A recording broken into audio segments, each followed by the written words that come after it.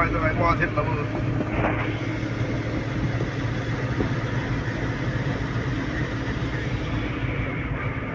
เจ้ารอเจ็ดเลยเกี่ยวคอยเราไปดูอะไรผลเลยจะยิงคานไปดีกับผลอันนี้ดิ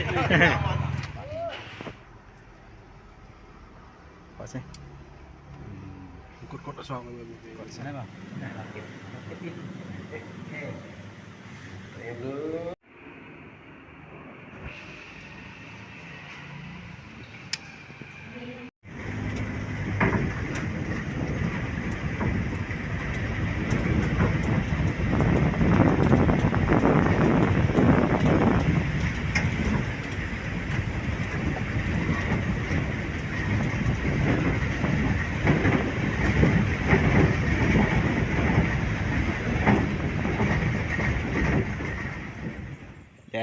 อย่าหยอกดีน้อยได้น้อยหายเลย